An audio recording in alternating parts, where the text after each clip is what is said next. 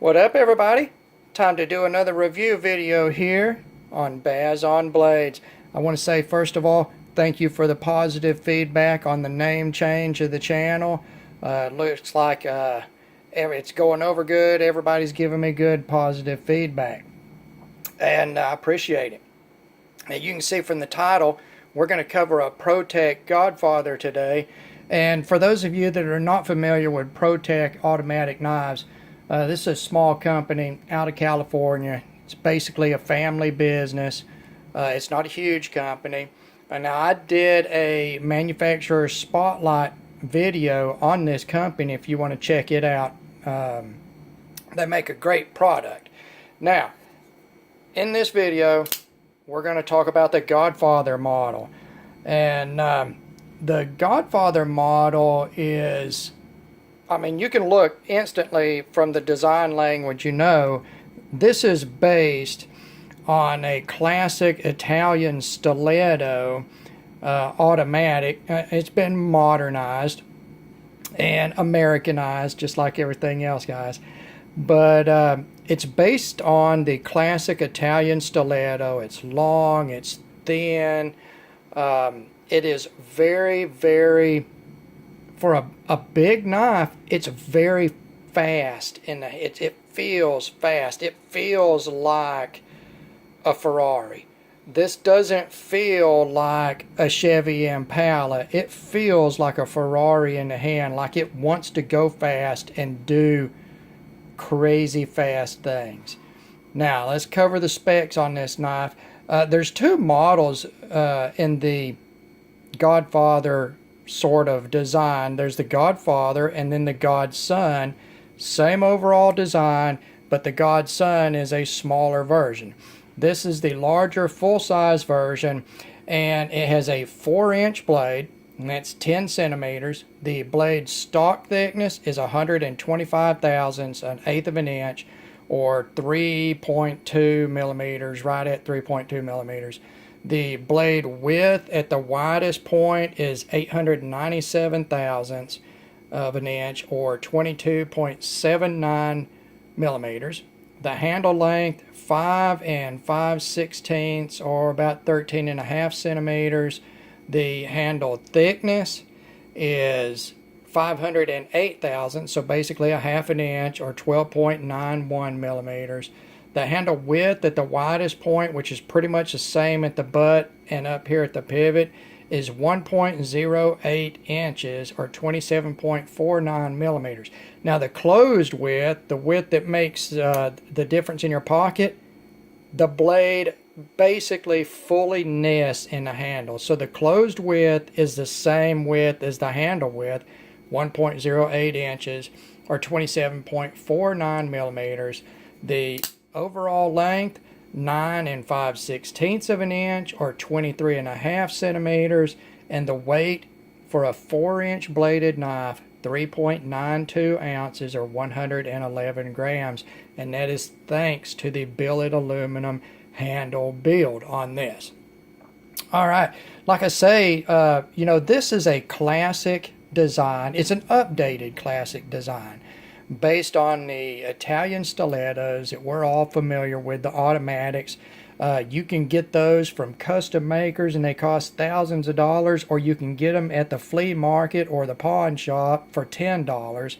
Of course, those are going to be junky, but it's such a widely recognized design in automatic knives. And in fact, in the 30s and the 40s, you would see the classic stilettos in Hollywood movies. All the street gangs and the gangsters carried them, and that's the main reason we got the federal switchblade prohibition in the United States. It was sort of a knee-jerk reaction to those Hollywood movies, because you always saw the bad guy using that type of knife. And even though as knife enthusiasts we know that just opening it by a button doesn't make it any more dangerous than any other knife, that button doesn't do squat. It's all up here, and knives have blades, regardless of how you open them, or even if they're a folder or fixed blade. So the little history about automatics in the United States. And we're going to jump into materials on this. And for the most part, Protech uses 154 cm as their blade steel across all their standard automatics, although they do have at least one model in D2, and they do use some different types of Damascus in their higher end models. 154 cm is one of those blade steels that it's interesting to me because it is not a steel that was developed for knife blades. This is a steel that was developed by Crucible around 1970, and its intended use was for turbine blades in jet engines. So it came from an aerospace use, an industrial use. And then Bob Lovelace, who is a custom knife maker, and he has passed, but Bob is a very, very well-known custom knife maker. He picked up on this steel and started using it, and it became very popular. It's a very high-end, high-performing stainless steel. And then all of a sudden, Crucible stopped making the steel. Well, luckily, Hitachi out of Japan started making their version, which was called ATS 34, and everybody was using ATS 34. I've got a vintage Benchmade knife in ATS 34, but Crucible started making this steel again. It became very popular.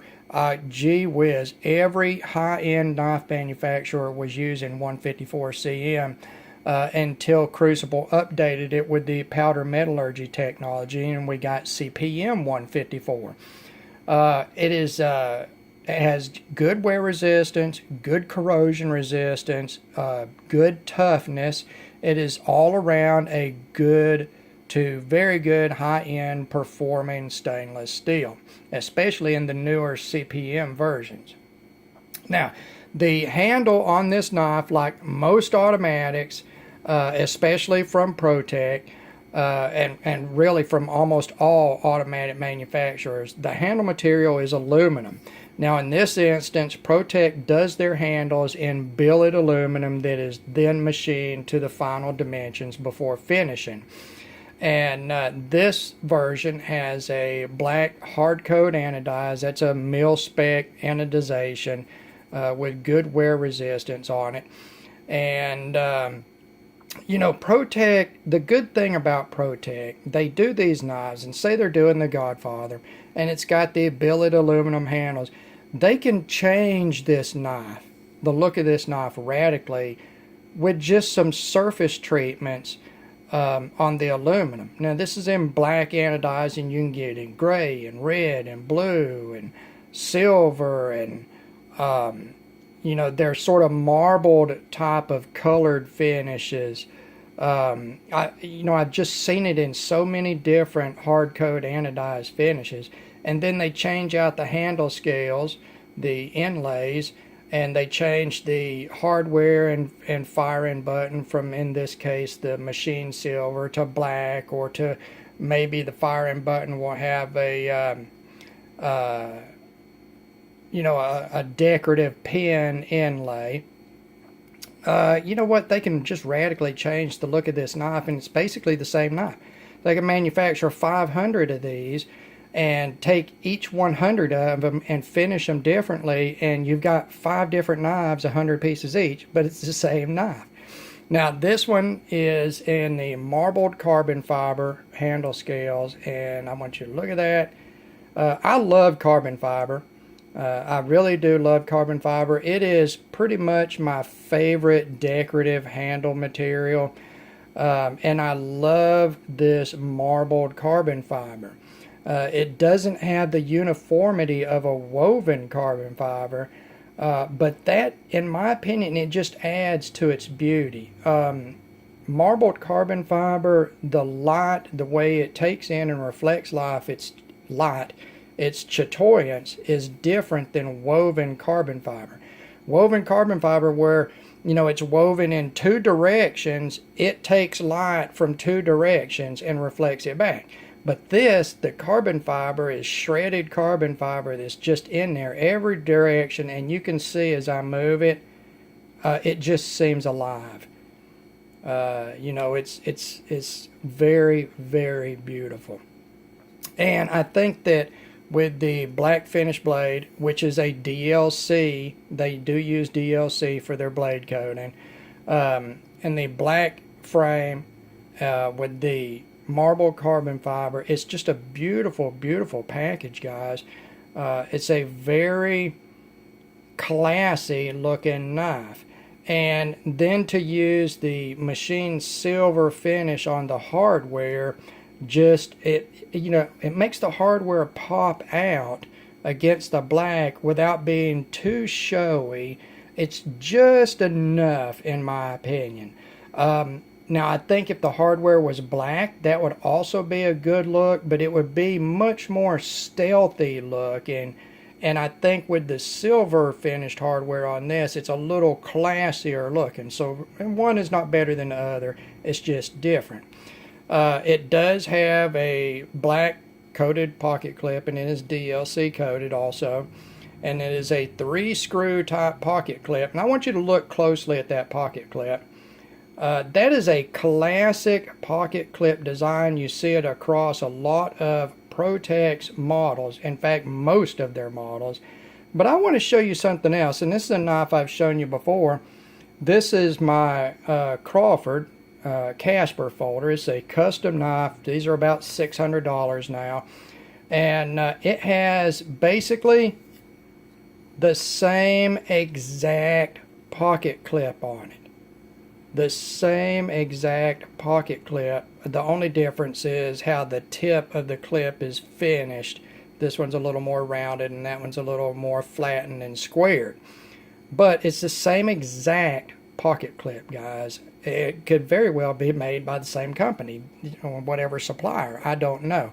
It is a fantastic pocket clip design. It is strong and springy. It has a great amount of clearance for different pocket materials. The tip is low enough to where it's comfortable in the hand. This is a pocket clip a lot like what Emerson uses. And, you know, this pocket clip design has been spread across a lot of manufacturers. In fact, Benchmade used a pocket clip almost exactly like this. At one time, it was widely spread across all types of manufacturers, the higher end manufactured knives. Fantastic pocket clip. Let's see. Of course, if I didn't mention, that pocket clip is stainless. All of the hardware is stainless. And, you know, it's just overall a very well appointed knife. The fit and finish is pretty doggone good, guys. I'm going to get really, really close and let you see the fitting of the handle scales, the inserts into the frame. Everything is well done. Both sides exactly the same. I have owned multiple Protech automatic knives with handle scale inserts. Every one has been equally well done. The finish on the hardware is all even. You know, the hardware looks like it was finished together. The as machine finish is very even on it. The hardware has a very quality look. It does not look like cheap hardware. The finish on the blade, like I say, is a DLC finish. Diamond-like carbon. DLC is understood to be, it's pretty much about the best blade finish that you can get. It actually modifies the surface of the steel, this sort of harder than ceramic type coat, and it makes the surface of the steel ultra hard, and it infuses at a molecular level with the steel. So it is not just a sprayed on, baked on Teflon type coating. This coating will wear very well. Alright, the grinds on this blade are fabulously done. They are even. You can see the plunge here is even on both sides. The swedge is even on both sides. The juncture of the primary grind and the swedge grind and the tip is very well done. Alright.